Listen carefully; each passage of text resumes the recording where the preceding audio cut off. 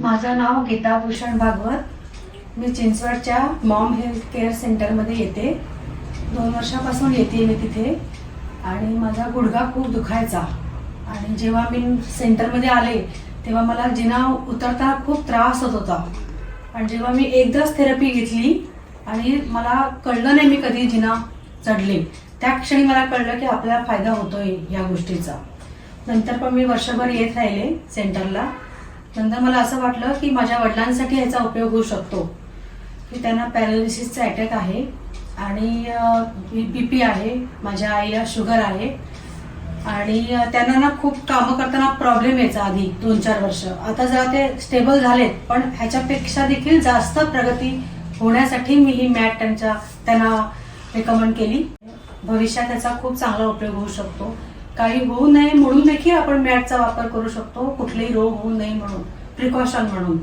बाबांचं जे पॅरालिसिस आहे, तर त्या पॅरालिसिसच्या त्रासामुळे त्यांना काय काय फेस करावं लागायचं? सगळंच फेस करावं लागायचं. आधी तर 2 वर्ष तरी परावलंबीच होते ना बाबा, परावलंबीच होते, दुसऱ्यावर डिपेंड होते पूर्णपणे.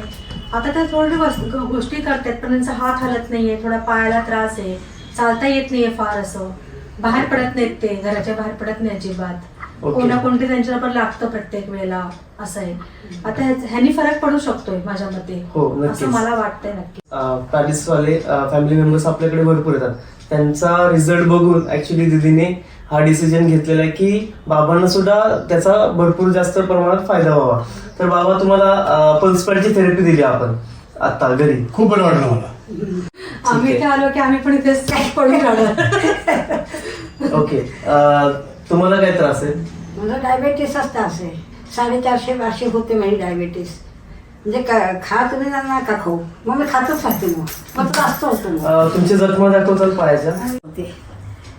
ओके, तर तुम्ही बघू शकता शुगरमुळे ह्या जखमा झालेल्या आहेत, की कुठेतरी शुगर काकूची अनकंट्रोल आहे, ती कंट्रोल राहत नाहीये आणि त्याच्यामुळे ह्या जखमा वाढत जात आहेत. आणि भविष्यात ह्या जखमा वाढू नये किंवा भविष्यात असाच परत त्रास होऊ नये, शुगर त्यांची कंट्रोलमध्ये राहावी, त्यासाठी काकूंनी मॅटचा कंटिन्यू जर वापर केला तर त्यांची नक्कीच शुगर कंट्रोलमध्ये राहणार आहे. आकाश सरांनी आम्हाला मॅट इथपर्यंत आणून दिली, त्यांचे खूप खूप आभार.